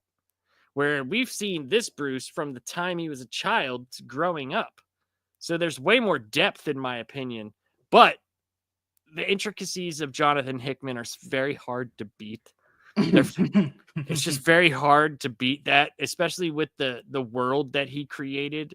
Yeah. It's hard, man. I mean, me personally, I mean, dude, I have 16 floppies of fucking absolute or Ultimate Spider-Man. Oh, and the other thing to bring up too, which is the thing that you just said, which a lot of people just don't really get as far as storytelling with both of these, and it's like that Peter Parker is thrusted into the superhero life when he's already basically a man. Already, yes, and Bruce has been going through it forever at this point. I think the biggest thing with Ultimate Spider-Man that's very interesting is how early his daughter knew. So like that. Yeah. That was really cool because I thought did you notice how he wrote her very well? Like very at a young good. age, very good. Loved Not it, yeah. some just annoying little kid that they usually are. It was really cute too. Like if you were a dad, you would. I'm not saying tear up, but they would be like, dude, okay. When she was waiting for him on the generator, I was like, oh, that's very nice. That's very. Oh my god, when she was scared of Spider-Man, and then like fucking, it was really he like she found out he was Spider-Man. He's like, no, I'm not gonna hurt you or anything. And then he took her out on a piggyback ride. Awesome. Oh, it's so cute. Oh, I loved it. It was awesome. Now this isn't exactly cute, guys. This is fucking brutal. No, this is brutal, and it's more heart tugging, I would say. Not in this. I think Ultimate Spider-Man tugs at your heartstrings more of oh, sorry, Miss Sparkles. What's up with the Christmas tinsel? I am lazy, and I do a Christmas stream every year, and that has been there for 3 years. So I am a lazy bastard. That is what that is. Good Lord. I you know what? Your comments, MSK. Oh, and specific, what did you reply? Let's say. Oh, I want to go over something that Scott Snyder had just tweeted. No. What? What did you reply to where she said, "What's up with sir? tinsel?" We're doing a professional, in-depth What did you discussion. reply with though? So he said, retailers, the PDF of Absolute Batman #9 is coming from DC tomorrow to you guys. You can see the craziness coming and decide for yourself how high to order. Excited. DC is letting us give you this early look. I mean, this looks better than the image that they dropped for Absolute Bane a while ago. This looks way better. Look, man, I don't know why. Like, I don't know why people freak out. Let's just wait and see what happens. Yeah, like, I'm not saying that it's going to be written bad, but the design looks very okay. Let's just see how it actually looks in the finished comic. We'll see how it plays out. But I'll ask you your thoughts and opinions on just not only. I like the overall arc of this Absolute Batman. I thought it was crazy. I thought it was a lot of fun. Yeah, I thought there was some really deep storytelling elements, like issue 4. Like I know me and Lunchbox Warren really, really liked that one. Don't be agreeing with that, Cloud Chaser, man. It's an L. So me and Lunchbox Warren really, really liked that issue. And I thought there's good storytelling in here on top of really cool action, really brutal Batman stuff. And I like that there is a lot of Batman in this. I like that because there's some Batman comics where, yes, you're getting Batman, but he's not really doing Batman stuff. That's the one criticism for Ultimate Spider-Man is that there's not enough Spider-Man in Ultimate Spider-Man. Do you agree with that criticism? Well, the only reason why I'll say no is it's written so good that like that's true. Yeah, there's times where I'm just like, think of this. What is one of the biggest criticisms of the mainline Spider-Man? Is that him and Mary Jane are not together and they're not married. Yeah. What is he giving us in Ultimate Spider-Man? Oh, and the other thing to add to that is progression of the actual character, like being stuck in a rut for so long. It felt like when I read those first 6 issues, the story with Peter just progressed. Like you were actually getting to move along in the story than being Well, stuck it on was the same going damn up. thing. It was going up yeah. from where he was. Like she Yeah. supported him, and he was, you know, doing. And then it's like, holy shit! I'm a what? I'm a I mean, Spider-Man. Like I will say this: that ending panel where she was like, "You're Spider-Man." Oh, damn! Oh, so good. Oh, goodness gracious, John, I love you, man. When you can write fast and not long and drawn out shit. So, Absolute Batman first arc was very, very fun. Action was great. The pacing was really good. The dialogue was really good. People know how much I love flashbacks, as I love TV shows when they do the flashback episodes sometimes. I feel like it really adds depth to the characters. I really feel like it fleshes them out more when you're able to do that. Hopefully more comic books do that, where the flashbacks are more apparent when you actually go through them. Not really much that I would criticize. I wasn't the hugest fan of the Alfred. That's pretty much the only thing I really wasn't too enthralled about. But other than that, that's pretty much it. Okay, well, if you didn't like, what would? I feel like he wasn't like an impactful character at all. I feel like he was just kind of there.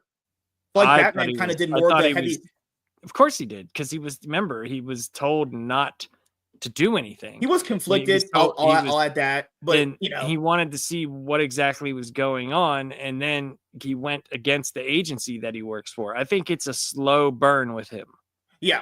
It's gonna pay off. I truly believe it will pay off. But I can understand that. That's a decent criticism. That was the only character that I feel like really didn't like. If he was not in the book, would you really like care too much? Yes. You know? No, I would, because he's the one that introduced us to Gotham. We saw Batman through his eyes for the first few issues, and we kind of learned his Bruce's backstory through him, other than his dad getting shot. That we actually saw. So like, yes and no. I do agree with you that they could have done more with it, but there's a reason why Snyder is doing it this way. I guess his approach is that instead of just having the butler aspect already be a part of his life, he wants to have that be a growing relationship from like the very beginning, which is a little different, which is fine. If you look at his backstory, like in the main line, he was always in the army. He was a boxer. He did all this. So we're getting to see him in that light without the attachment of the butler. So like, I'm sure we're going to see him do more. We will. We're going to have to. There's going to be a crazy freeze creature running around in a freaking Bane. Allegedly. In Minecraft. Oh, Jesus. So yeah, overall, if you guys couldn't at this certain moment in time when the Absolute Batman titles was coming out as an ongoing series from issues 1 to where it is at currently, whenever you do watch this video, if you want to get the trade will have Absolute Batman issues 1 through 6. But if you just want to kind of get them right now and read them, I would recommend doing that, because I mean the books are not even that long, like 24, 28 pages. You'll go through them pretty quickly. The first one's a big one, but first one's 40. Here's the thing: if you want to get in and you actually like Batman, this is an easy way to like just go to your comic book store, get the issues that you can get, and you can always go to eBay. Yeah, it might cost a little bit for the shipping hand, but it's cool when you're getting a month to month and you get to read, and then you have a full run of something. Like, it is neat to have. Yeah. Like, that's if you want it. If not, then get the trades. Wait for the trades to come out and get the trades. Also, the last thing I'll say before we head out of the review is, if you're someone that has very little knowledge of Batman, as far as like you only just watch like the movies and the TV shows essentially, but you kind of wanted to start at a Batman run with no prior knowledge of comics, other than just like you would know like the names. Like if you knew Edward Nigma, you know that that's a Riddler. This is for you. You can start from here, scratch. There's no prior, like I have to read like 20 different omnibuses, 20 different hardcovers. No, you start here and you're perfectly fine. If you literally know their names, you're good. You could read it number 1 and be fine. Yep.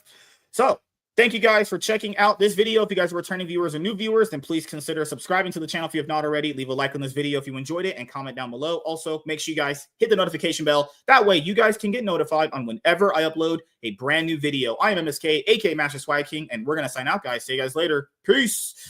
All right, now I have to go and message James. See what time he's coming over. So how did your show go with your new comic book guest? Did you have him on yet? No, that's this week. Oh my God. So I'm supposed to have this person on. Then because we set the day, and then this person says, "Hey, next week," and I'm like, fuck, because I pushed this. I pushed Dingus Den's show to this week because I thought I was gonna have this person last week, and it's like, damn, God, because the reason I don't like pushing, because like I thought I was gonna have one show, but then I pushed the other one forward, and it's like, damn, like I hate when people do this. Don't. I'm surprised I didn't get a message going, can you come on for the 9th time in 10 days? I'm just like I'm not saying names, but it's like if you tell me and we schedule the show out weeks in advance, like at least minimum 2 weeks in advance, and you say I'm gonna this day at this time, and then you don't appear because for whatever reason, I would like to let that be known to me. Not like I was told this an hour before, and it's like, because keep in mind, now when I'm doing these shows, I have to kind of like make sure I'm getting my stuff done before the show happens. So if the show doesn't happen, I like to know that because I can just like, hey, there's no show, I can go do whatever I need to do, like edit videos or go out. I try to tell you if I can't do something. I try to tell you like, yeah. It's because it's a little bit hard for me to tell you weeks in advance. Yeah. But like, at least I give you some time. And I make up my appearances. I do. Where would you be without me, MSK? Where would you be? You can now live with your own failure. What did it bring You'd probably be with a sign spelled incorrectly saying, "We'll shake wiener for change. The helicopter is not my special." What is wrong with you? You're insane. Probably a lot of things.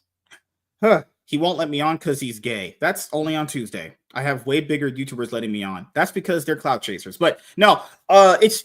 Oh, so you admit she does have clout. You just admitted she has clout. You didn't call her a clout chaser. You said they're clout chasers, the bigger YouTubers. There you go, Miss Sparkles. Watch him word salad his way out of this one. I'm just saying, like, as we know with women just have base clout because they're women. It's just how it works, That's just how the internet is. But dudes are super horny, so like women just get clout because. I'll talk to Miss Sparkles all day long. I'm not horny. And the person wasn't disrespectful. She's it's got just good opinions. I'd sit there and freaking.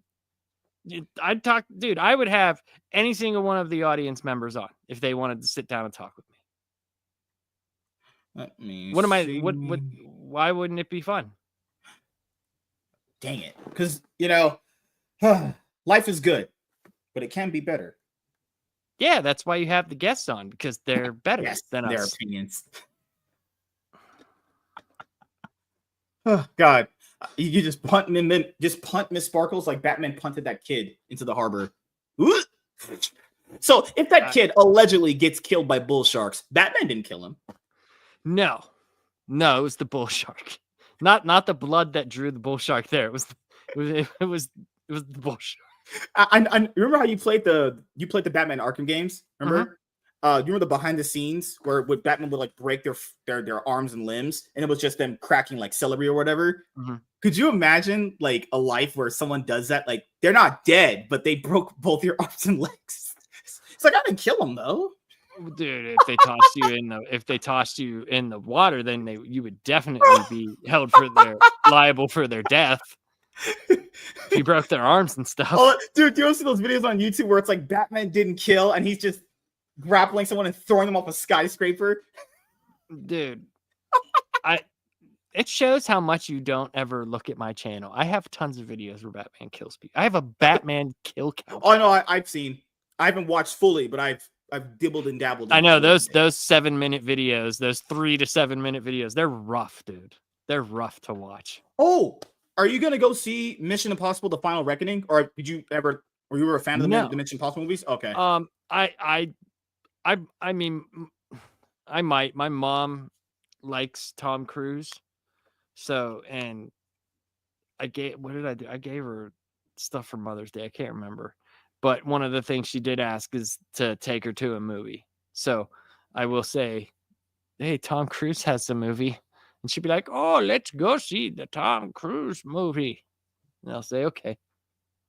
So most likely I'll probably see it and fall asleep. I don't know what I'm gonna watch because if you forget, Mission Impossible movies are at least 2 hours 40 minutes. I don't mind. I haven't seen all of them, so like I don't know. I think might have the last one I might have seen is Ghost Protocol. That's 4. Yeah. So I don't know, like I don't know all of them in order. So like, you know what I'm saying? Yeah.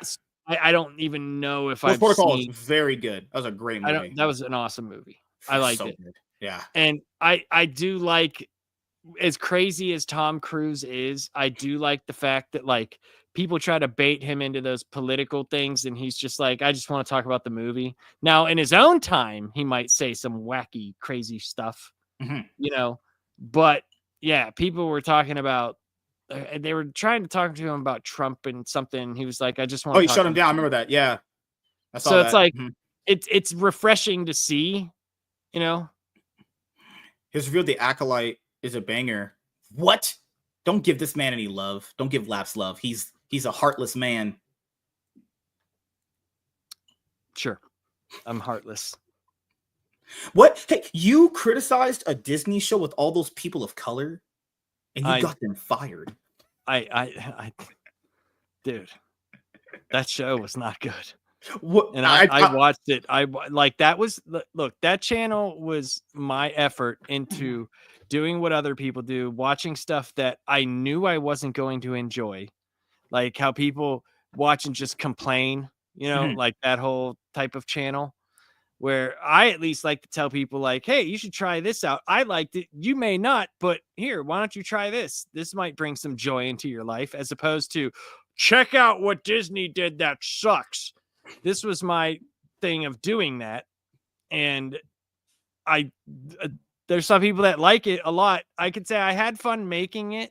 I did, because it was like fun to make, but that's not something that I could do all the time, because like, you have to have multiple channels. You have to. It's just, well, the reason why I didn't copy MSK, it was more like I didn't want that. The comic book channel is only for comics, and that was my thing. This was like me actually talking about like freaking TV, which that again I'm not good at, because I don't really watch much television. Well, the thing is, you have to have a different channel for that. Like people that are going to watch your comic stuff, it's like that's what YouTube is. I would prefer if you could do everything on just one channel. I would prefer that, but that's not how YouTube works. I mean, I was at first, like the live shows that I was doing, like I talked about everything.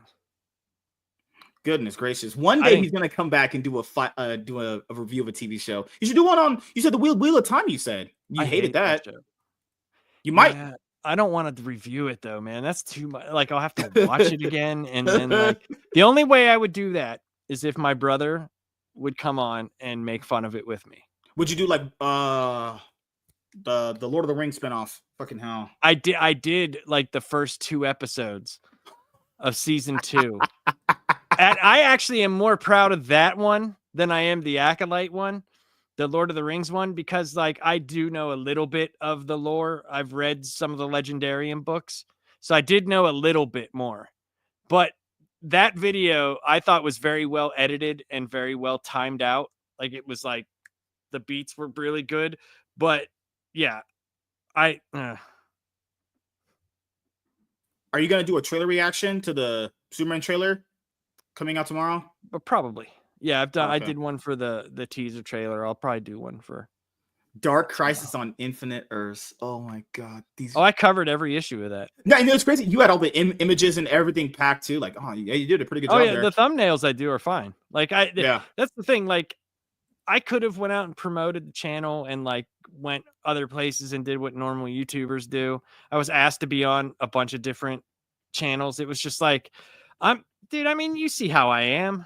I'm not, you don't put me in front of other people. That's not a good idea, because I just don't have the same opinions as other people. Like if I find someone that, you know, like wants to promote stuff that they actually like, and like, you know, let's have a based conversation about things. Like I use an example. Like I know Miss Sparkle, she doesn't like Superman. She hates him, right? But see, that would be a good conversation, because I know she's coming from a genuine place. Yeah. It's different than if someone was just like, I hate this because, and doesn't really have any reasons. You know what I mean? Like, I don't like that type of stuff. And like people tell me I'm a funny dude. So I just decided like I'll make some comedy videos. I made a couple just to see. That's, you know, your highest viewed video was Pride of the X-Men. Man, that was your highest viewed video. Mm-hmm. Then after that was just the Dark Crisis on Infinite Earth stuff. Good lord. Yeah, I mean, like I don't get a lot of views, man. Like I'm not in No, it no, for that's that. fine. I just wanted to make stuff about comic books. Yeah. And keep in mind, Yeah. I try to tell people this. I have more views on the comic book news talking about the news of the books than the actual reviews themselves. That should show you just where people's attention spans are. They'd rather you talk about things about comic books than talk about the things that in comic books. Crazy world. I don't know. I'll do it for free if it was Chaz. What the hell? What's wrong with you guys? Lap 50K to spend 1 week in MSK's home. Can't leave the house while you do it. You guys are weird. You guys actually need like to go outside and touch grass. 50K for 1 week. It's like that's for 1 week. Let's see. Okay, so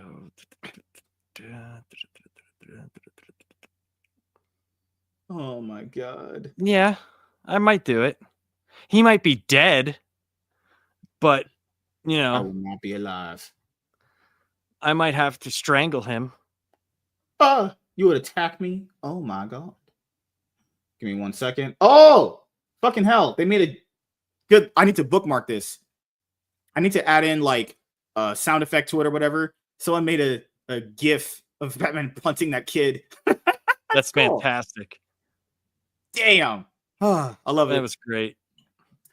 All right, but that's pretty much it. I'm gonna have to head out in a little bit. I have to get some stuff done. I have to go have sex with lots of women. Oh, then no, Z. No, because it's not worth the 20 grand that, you know. What? Yeah, we're not gonna we're just gonna sleep in the same bed and just spoon each other. We're just gonna just jerk each other off aggressively. Like, no, and I know you said 50 grand, but I have to take into consideration my job. So would I be able to do like my actual job, or is this like a vacation? Because if this is the vacation, fuck, that sucks. That's a shitty vacation. Yeah, we're just gonna be just butt naked cuddling with each other. Like, no, see, guys. this is why I would kill you. You would start talking like that, and I'd be like, "Whoops! Look what I did." God. Okay, how about this? If we set up cameras everywhere, and we live streamed everything, except in the bathroom, because you know that's a sacred place.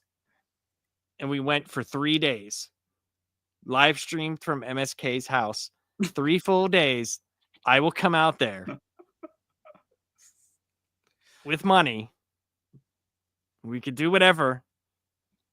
We go get comics. Not in this city. We're driving. We had to drive out for that. Whatever. Who cares? No, we'll have to set it up. I'm trying to see when we're gonna go to Frankenstein's and everything. I'm trying to make sure I set that up. Right now. You will commit seppuku. I think you guys are weird. You guys are deranged. You guys have weird, creepy Tumblr fanfic fantasies about me. He said Sparkle said she would worry about MSK touching me while I slept. If someone touches me when I sleep, I kill him. That's how it would work. No, you touching me. That's just gay. I am a heterosexual. I would never do that. I don't know about that. I am a clean cut, calm, cool, collected dude. 1 second MSK. Here. All right. Oh, so before we head out, do you have anything planned that you would like to let the audience know about? The stuff I already said. It should be out by the beginning of next week. Good. I'm actually making it. I actually am. So I can't remember what's Memorial Day week. That falls on the week of the 26th. Okay, so I know I'm off that Monday, and I should have a new Bat Bits out like in the next couple days, because that's all I got to do for that is edit it. Oh, you're off Monday. Okay. Maybe the Memorial Day Monday. I'm off Memorial Day. Maybe you could come on the panel show that week. Wait, you think on a day off, like a real day off from work, that I'm gonna come and sit in front of you? To be fair, technically, we'll have Gray here. Oh yeah, if Gray's there, yeah, for sure. Oh yeah, that was the icing on the cake. Oh shit, you fucking bastard! Me and Gray get along. Gosh, man, I hate like you guys. Gray. I like him. Gray has one of the best voices for like segueing hilarious moments. He just says it, and it's like perfect. It's perfect. The dude like has some of the most perfect segue voice. Like, yeah, I would pay him money to like voice over some things. Oh, for sure. Yeah, he'd be the person that would do the audiobooks if you were listening to books in your car. I don't listen to books in my car because I'm not a pretentious loser like most people are. Also, what else is there to do? I'm trying to think. So yeah, the outside thing of would be though, MSK is like I would need like, you know, I'd have to get like an air mattress or something and like a little a shield, like a cage, so you couldn't get in with like a padlock on it. So I don't know if you heard about these things. They're called hotels. You know. Yeah, I mean, I could, yeah, but that wouldn't be fun though. The point of it would be to live stream from your house for 24 hours a day. I have a studio downstairs. You could. Who cares? I have a studio right here. Doesn't mean I'm inviting you in it. Hey, I could squatters right? If I could come to your house, I could squat in there. No, dude, you're not in this state. I could shoot you. Oh my god! West Virginia don't play around, bro. Goodness gracious! I could like, dude. This is how messed up this state is. You ready for this? Like literally, dude. You've seen my neighborhood. I have neighbors. You know, like yeah. I could literally go outside in my front yard and shoot my gun, and they can't do anything with those people around that close. Oh, I forgot your state is very, very pro Second Amendment.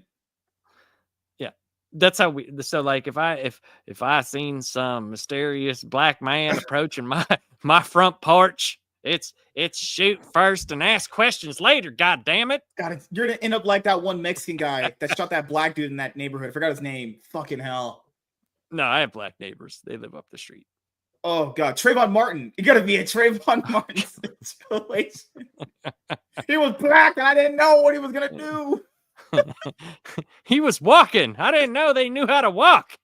The crazy thing about black people now, scared me. It's like all these weirdo Democrats think black people don't know where the DMV is to get an ID. Where did that even come from? If you don't know where the DMV is, you're just retarded. You're just stupid. Who doesn't know where the DMV's at? Dude, you should come here. I guarantee I could find the DMV. It's called GPS. Just where's the DMV in West Virginia? And we'll live stream. God. But is there any hot ladies out there that would want to like sleep with me willingly? MSK. If you think for a minute that I would introduce you to people,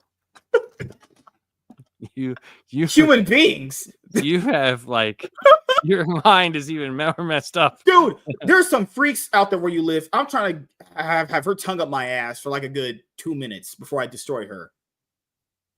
I think it would be hilarious. I could easily rizz up women in your area. It's not that hard. Dude, you can't even rizz up people in California. Okay, to be fair, these women are crazy and they have pink hair. They're not sane. So, these aren't sane women. Pink hair. What? You think that's crazy? Pink hair? No, but blue haired, you know, the whole stereotype of blue haired women. No. You know the stereotype? Oh, it's like if women typically that have dyed hair are usually like liberal, crazy women. My wife's hair is purple. You don't have that there in West Virginia? Oh, we have that. Usually here, dude, not always. West Virginia is like one of the most Republican places on the face of the earth. And it's crazy. I have the most bluest state that ever existed. But no, Pittsburgh? Huh. Pittsburgh, dude, is only like 30 minutes away, and that is bluer than Superman. It is. Dude, like, dude, Pittsburgh, man, is a wild, like I said, that's probably why all the dudes drink so much. And you said it's just a 30-minute drive out. That's it? Yeah, it's like not even. It's probably like 20. So you wouldn't recommend walking down the street in an area like that? In Pittsburgh? No, downtown Pittsburgh, it's one of the safest places on earth. Oh, okay. It's just very democratic. Like, it's just, now if you go like downtown Pittsburgh is like an island. It's like a weirdly shaped island. And like Pittsburgh's known for having like some like most bridges in the United States. There's something like 500 bridges just in the actual Pittsburgh alone. And so like when you're in the downtown area, there's right across the bridge when you come into the city, which is one of the coolest entrances to a city. So if you're coming from the mountainside of Pittsburgh, right, you go through this giant tunnel and it's all just dark. And as soon as you get out, it's just like the city is right there, and it's wild. It's a really cool entrance to a city. But as soon as you go across the bridge, there's Point State Park over here, which is at the point of the three rivers. That's why they call it the point.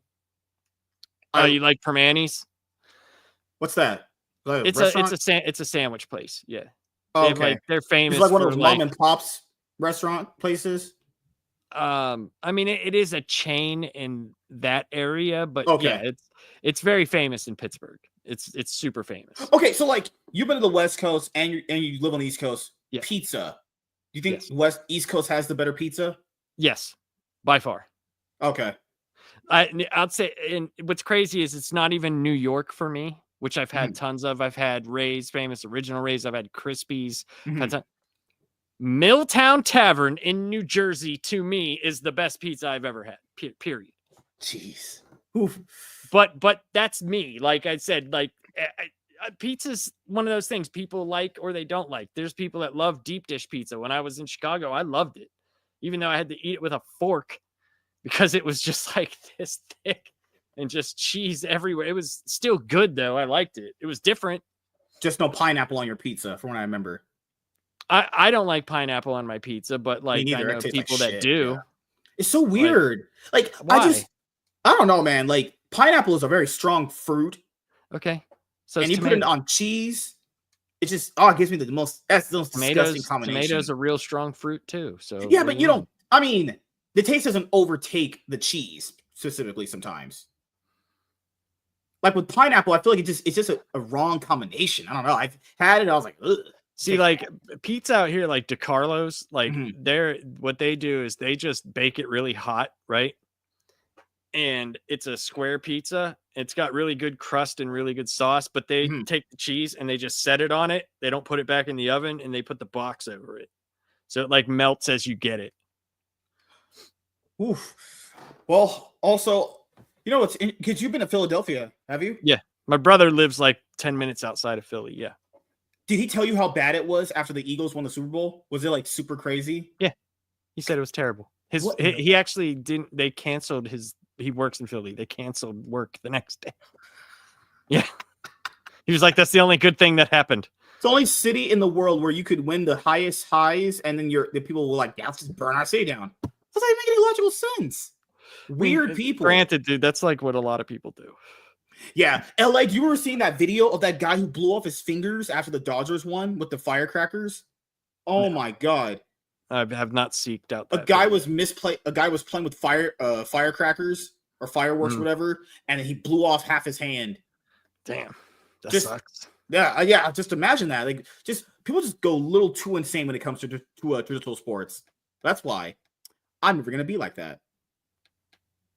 So Indiana's playing Cleveland right now. They have a game 4 decider.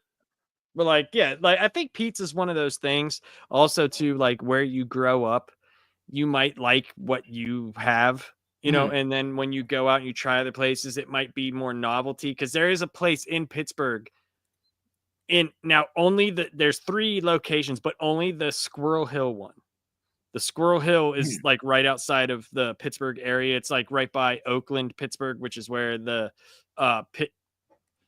college campus is. And they have a place called Minio's, which is good, but they also have Aiello's. Aiello's is the shit. And they got a guy there. And last I went there, which was like a year ago, I call him Papa Smurf because he's got this big white beard and he's all Papa Smurf looking. So, and he can bake a mean pie and they're really good. So like there's a strip on there called Murray Avenue, which I walk up because they got a really cool comic book shop there and you can go get pizza. And then they have a used record place, which is awesome because you can go in there and it's got like the old style setup of a record store where they have like record players and the big JBL headphones. And you could play some records before you buy them. It's called Jerry's Used Records. Really cool place. So they got they do have some really cool stuff. Like the Strip District in Pittsburgh is really cool. Like if you want anything, they have like any replica, anything that you want, anything. Like they have every crazy They got a bunch of like marketplace. street vendors outside. Yes, all over God. the place. It's cool though. It's not Mhm. like where people are like, buy this all in your face. It's just you go there and they have a lot of cool stuff. Like for women, they have like a lot of cool, like my wife goes up there and buys dresses and stuff like in like day wear and stuff like that. They have a lot of good deals on stuff. Like you don't have to like break your bank to like buy some cool shit, basically. Have you had any like bad experiences at any comic book shops that you've been to ever? I know some people say recently there've been a lot of discussions on having bad owners or bad experiences at shops or anything. I've never actually had a bad experience at a shop. Pittsburgh has a pretty decent comic, I'd say, like scene. Yeah. Most of the comic book vendors are very nice. You know, they're very nice. And there's only one place that you're going to have a bad experience. And it's not because they're bad. It's because it's huge. It's called Phantom in the Attic, right? And it's only because they have like a ton of games there, like Robotech and like Yu-Gi-Oh! I know is huge there. It's gigantic. And there's just, it's a big giant place. And there's imagine a bunch of nerds in one sitting that haven't been laid in probably ever. So the minuscule amount of testosterone that they put out, imagine that all in one little small area. Oh, with Yu-Gi-Oh players, that shit's gonna stink because those players smell bad. But like they have, you know, all sorts of tournaments with other stuff. But it's the place itself is cool because like the way they have the comics set up is Marvel's on the bottom floor, and then you go up into the attic part, and they have all the DC stuff. And it's sick, dude. Like their Batman displays, they have like old 1989 Batman displays because Michael Keaton is from Pittsburgh. And they have some really cool stuff there. So a lot of people go and sign there too. So it's neat. It's a cool place, but that's the only place that I've had a bad experience. And it wasn't because of the owners or anything. So I can't say that it was more like just the people. Good Lord. Like you'll have, like sometimes nerds could either be too social or they'll be too antisocial. Like you'll just be walking into a building or whatever with people like that. And then they'll just like walk up to you and just be like, hey, how are you doing? It's like, whoa, I don't even know you. And then you'll have people where like you try to make like any sort of conversation, they just can't have any small talk. Woof. I haven't had jalapeno and pineapple that often, but it's also good, WZ. I usually go bacon jalapeno. I do a Canadian bacon and a sausage on my pizza typically sometimes. That shit's amazing. All the sausage, you know? Yeah, I know you like all the sausage. Oh yeah, that's good. I want pizza now after this. So yeah, thank you guys for checking out this episode of the MSK Show. If you watch, bye chat. If you guys watch just us do this, we'll be back here on Tuesday. I don't think Laps is coming on any more this week because you know I have to keep him locked up in a cage, you know, away from you guys. And then when you guys get him, you get to experience all of him typically. Right. You know? That sounds about right. That sounds about the way that situation would work out. I would be in the cage. Oh. Wow. What?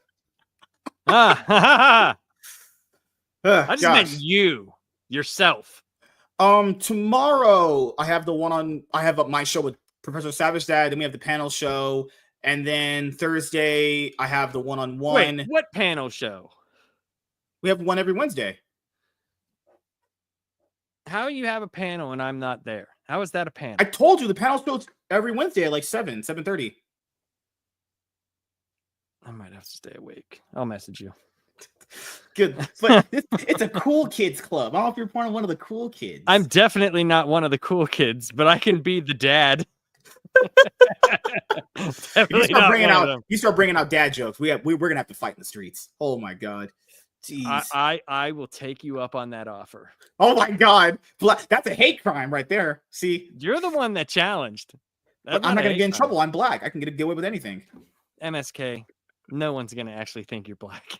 That's true. That is actually true. And I'm only gonna claim I'm black when I'm in trouble. I'm white until further notice. Actually, only black when I'm in trouble. But you know what we have to get?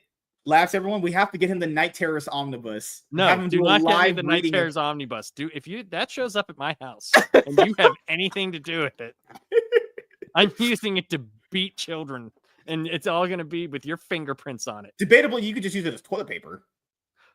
That might be a little bit too rough. Yeah. 1,500 pages for that bullshit. DC, Jesus, literal fucking Christ, man. So James gave me an update on that. Something came up, and he's gonna let me know when he can come over. But he's helping me do it. You don't know how to put together a PC? I am.